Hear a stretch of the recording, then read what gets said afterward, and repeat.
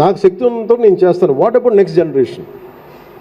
నేను 2007 నుంచి Commonwealth protection force నుంచి ఇదే మన తెలంగాణలో పెట్టి హైదరాబాద్లో పెడితే నేను కోరుకున్నది ఒకటి ఏంటంటే, తెలంగాణ స్పిరిట్ కనుక మేల్కొంటే ఈ దేశానికి చాలా గొప్ప మేలు చేస్తుంది. మీరు మామూలు నిప్పు కణికలు కాదు, మీలో రగుతులు చూసారా, సలసలసలు కాగుద్దు రక్తం మీరు పోరాటానికి. కానీ మనం దాన్ని ఆ ఎనర్జీని రైట్ ఫ్రేమ్వర్క్లో పెట్టాలి. రైట్ ఫ్రేమ్వర్క్లో పెట్టకపోతే అది ఒకవైపు ఎక్స్ట్రీమ్ వామపక్షంకి వెళ్ళిపోతే పోరాటాలు చేయగలం కానీ ప్రాణాలు పోతాయి, చాలా ఇబ్బందులు గురవుతాం, ఒక ఏమీ అచీవ్ చేయని పోరాటం కింద అయిపోతుంది. నాకు అందుకు embracing right ideology is very very essential. నేను అందుకు నా కోసం నేను ప్రయత్నం చేసుకున్నాను. నేను ఎలాంటి ఐడియాలజీతో బతకాలి? లెఫ్ట్ వింగ్కి వెళ్ళిపోతే బాగుంటుందా, లేదంటే ఎక్స్ట్రీమ్ రైట్ వింగ్కి వెళ్ళి నేను అన్నీ ఆలోచించాను, సోషలిస్టిక్. బట్ నాకేమనిపించింది ఏంటంటే, centrist path is the toughest job. నేను ఒక ఎక్స్పెరిమెంట్ చేశాను 2008 నుంచి కామన్వెల్త్ ప్రొటెక్షన్ ఫోర్స్ నుంచి ఇక్కడ దాకా.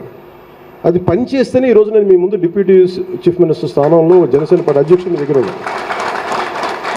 అంటే ఇది ఈ సెంట్రిస్ట్ ఐడియాలజీ ఒక్కొక్కడికి అవకాశవాదాలా అనిపిస్తుంది. దానికి మీరు ఒకటే సమాధానం చెప్పండి. If communist and Maoist China could become capitalist China, then what is wrong in it? ఇది చెప్పండి అందరూ. గద్దర్ గారు లాంటి వాళ్ళు ఆయనే లాస్ట్లో యాదగిరిగుట్ట నరసింహస్వామికి ఆయన మీద కూడా ఆయన పాటలు రాశారు. ఇది నేను ప్రజలు అడిగారు, నేను చేశాను. చాలామంది ఎథీస్టులు భగవద్భక్తులు అయిపోయి కూర్చుని ఉన్నారు.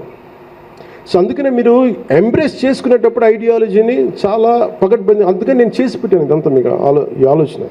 ఈ 7 ప్రిన్సిపల్స్ ఆఫ్ జనసేన మీకు చాలా చాలా బలాన్ని ఇస్తాయి. మనలో మనం కొట్టుకున్నామా,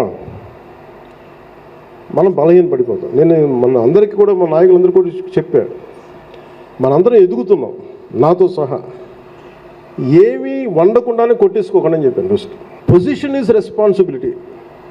మీరు ఒక బాధ్యత తీసుకున్నారంటే అది మీకు పదవి తీసుకున్నది బాధ్యత. అది నాకు ఆంధ్రాలో పాసిబిలిటీ లేదు. అలాంటి ఆంధ్రాలో కూర్చోబెట్టి మన 4,000 మందిని ఎంతమందిని 10 కూర్చోబెట్టి సభ పెడతా ఉంటే నాకు చాలా ఆనందం వేసింది. నా విజయం కింద భావించిన, మన ఐడియాలజికల్ విజయం కింద అనిపించింది.